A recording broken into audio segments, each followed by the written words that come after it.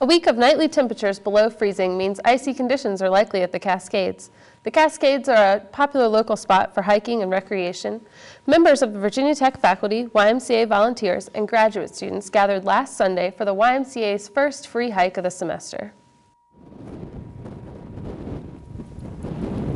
Our trip began at the YMCA house, followed by a brief drive up 460. Hike leader Norm Ice explains that we won't need to pay to park.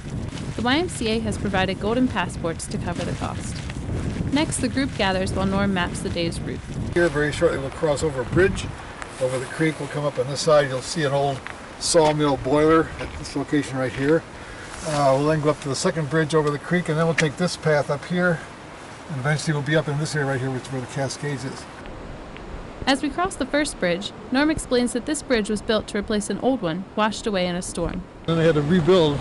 So for about a year there were no bridges across here, so they were in the process of rebuilding. The challenge of hiking here today is the ice covering the path.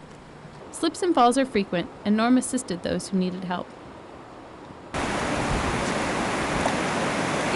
We often stop to take pictures or look at small falls in Little Stony Creek. As we reach the second bridge, Norm decides the remaining portion of the lower trail is too icy. We change our route and take the sunnier upper trail. This is an old access road where most of the ice has melted. The lower trail is considered more scenic, but the upper trail also has some points of interest.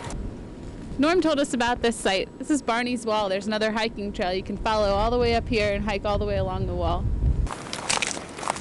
Eventually the two trails merge and we hike the final stretch to the falls.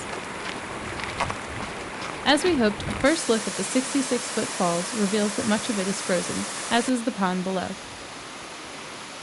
It was frozen all the way to the top the last time I was up here. It was after 2 weeks of weather below freezing the whole time.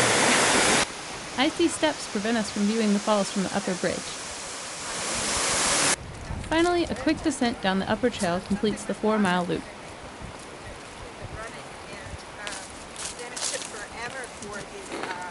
YMCA free hikes take place nearly every Sunday afternoon throughout the semester.